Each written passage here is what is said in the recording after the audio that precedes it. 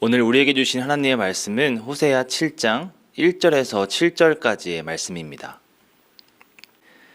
내가 이스라엘을 치료하려 할 때에 에브라임의 죄와 사마리아의 악이 드러나도다. 그들은 거짓을 행하며 안으로 들어가 도둑질하고 밖으로 떼지어 노략질하며 내가 모든 악을 기억하였음을 그들이 마음에 생각하지 아니하거니와 이제 그들의 행위가 그들을 애워싸고 내 얼굴 앞에 있도다. 그들이 그 악으로 왕을 그 거짓말로 지도자들을 기쁘게 하도다.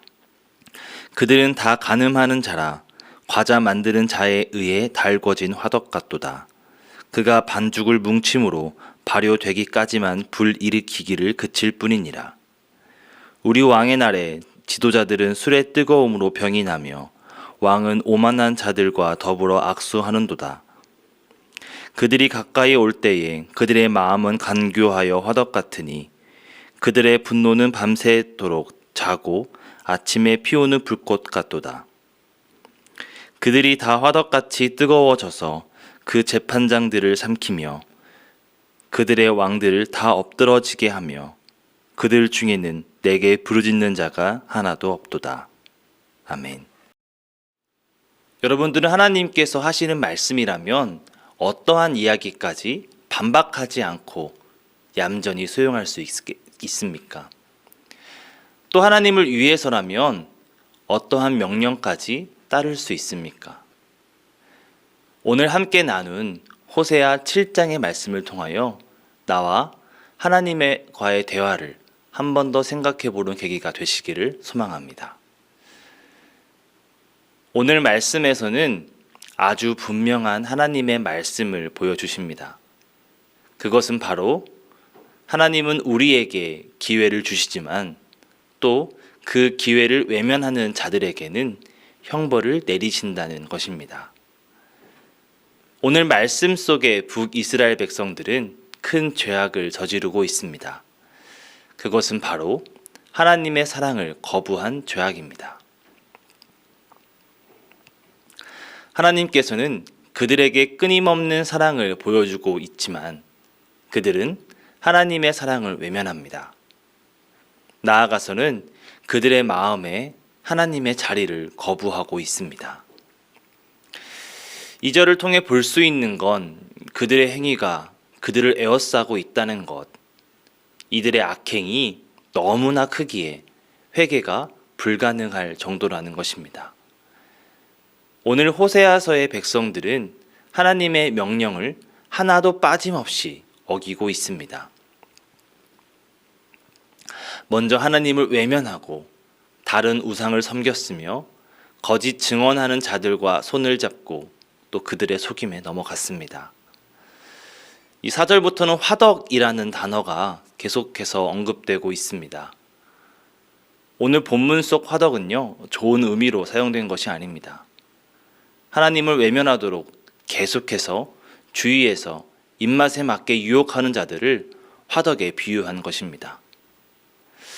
과거에 좀 외식이 흔하지 않았던 시절에는 대부분의 가정이 매일매일 집에서 요리를 하며 식사를 하였습니다.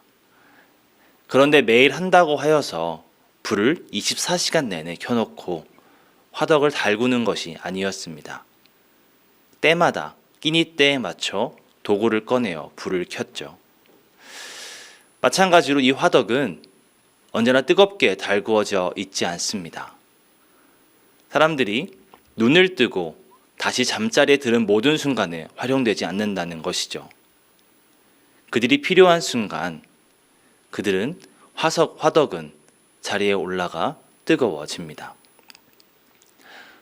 오늘 호세아서의 화덕은 백성들을 속이는 가짜 친구들의 모습을 하고 있습니다. 평소에는 다정한 모습으로 또 친근한 모습으로 가까이 있다가 때가 되면 자신의 뜨거움을, 본심을 드러내는 모습입니다. 어리석은 사람들은 매일 함께 있는 그들의 평소의 모습에 속아 그들이 작정한 때에 당하게 됩니다. 사랑하는 성도 여러분, 우리는 정말 중요한 때, 그때에 누구를 의지해야 할까요? 너무나 쉬운 질문입니다. 바로 하나님입니다. 오늘 본문의 백성들은 하나님을 멀리하고 살아가는 백성들이었습니다.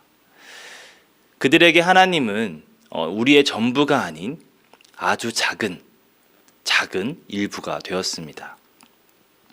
그렇게 되니 급할 때에, 중요할 때에 하나님을 찾지 않게 됩니다. 오히려 평소에 자신들에게 웃으며 손을 내밀고 있던 그들의 손을 붙잡죠. 또 그들이 자신들의 상황을 해결해 주기만을 기다리게 됩니다. 하지만 그들이 손을 잡은 자, 그들은 자신의 때가 찼을 때에 비로소 본심을 드러냅니다. 본심을 드러낸다는 것은 무엇일까요? 7절을 보시면 알 수 있습니다. 이들은 서로가 뜨거워져서 그들의 왕들을 다 엎어지게 한다고 합니다. 이 표현은 반역과 시해를 반복하는 이스라엘 왕들의 역사를 통해 알 수 있습니다. 스가랴는 살룸에 의해 살해되었고, 살룸은 무나헴에 의해서, 무나헴의 아들 부가히야는 베가에 의해서, 또 베가는 호세아에 의해서 살해되었습니다. 이처럼 피와 폭력으로 물든 이 반역 사건은 이스라엘 백성들을 계속해서 무질서와 무정부의 상태, 즉 혼란의 상태로 빠져들게 하였습니다. 이처럼 지도자들은 서로가 서로의 등에 칼을 꼽을 순간만을 기다리고 있고, 또 주위의 국가 역시 그들을 호시탐탐 노리고 있었습니다. 그리고 백성들은 이 혼란의 극에 달한 상황 속에서 방치되어 있었습니다. 이러한 상황이면 하나님을 부르짖을 법도 한데, 놀랍게도 백성들은 서로 여전히 무지하여서 여호와 하나님을 구하지 않고 있다라고 합니다. 오늘 함께 나누진 않았지만 호세아 7장 11절에서는 자신들을 노리는 맹수들의 입에 머리를 넣고 있는 모습을 볼 수 있습니다. 주위에 아수르가 자신들을 억압하자 바로 애굽에게 달려가 손을 들어달라고 부탁하고 있는 것입니다. 애굽과 아수르 둘 다 자신들을 노리는 맹수임에도 불구하고 여전히 백성들은 무지한 모습을 보여주고 있습니다. 우리에게는, 그리고 그들에게는 지혜가 필요합니다. 그리고 그 지혜는 말씀을 통해 하나님께 있음을 볼 수 있습니다. 세상 사는 법, 어렵다면 어렵고 쉽다면 쉽습니다.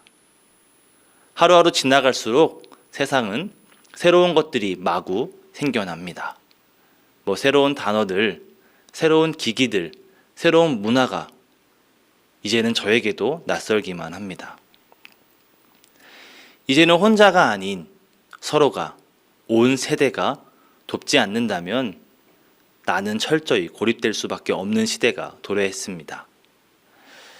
어린 자녀들은 부모님 세대를 단순히 멀리하거나 기피하기보다는 부모님들의 연륜과 경험을 배우고, 또한 부모님들은 자녀들을 가르치려고만 하기보다는 나에게 낯선 새로운 문화를 배우는 통로로서 도움을 받아야만 합니다. 그리고 그 모든 지혜 가운데에 하나님께서 주시는 사랑과 겸손과 온유가 담겨져 있는 것입니다. 사랑하는 성도 여러분, 여러분들의 마음속에는 하나님의 자리가 얼마나 있습니까? 그리고 그 하나님의 말씀을 얼마나 잘 순종하고 있습니까? 북이스라엘 백성들은 이미 오래전부터 하나님의 말씀을 듣고 자란 세대입니다. 그리고 그 부모의 부모들은 하나님의 은혜를 직접 누린 세대이기도 합니다. 하지만 그럼에도 이 백성들은 하나님의 사랑을, 하나님의 자리를, 하나님의 마음을 모두 외면하고 자신들의 방법대로만 살아가려고 하고 있습니다. 그리고 하나님께서는 전지전능하심으로 이미 알고 있음에도 외면하는 그들에게 크나큰 형벌을 내리시게 됩니다. 오늘날 우리도 이미 알고 있습니다. 그리고 어떻게 해야 되는지도 알고 있습니다.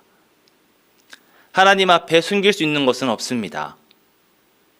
우리가 이 시간에 함께 기도할 때에 나의 마음속에 하나님의 자리를 내어드릴 수 있기를 간절히 소망합니다.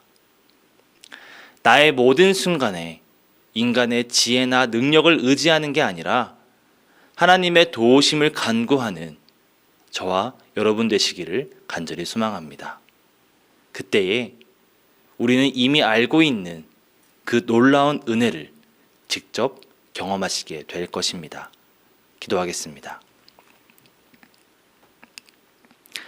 사랑의 하나님, 감사합니다. 오늘도 우리와 함께 하시고 이 아침을 말씀으로 시작하게 하심에 감사를 드립니다.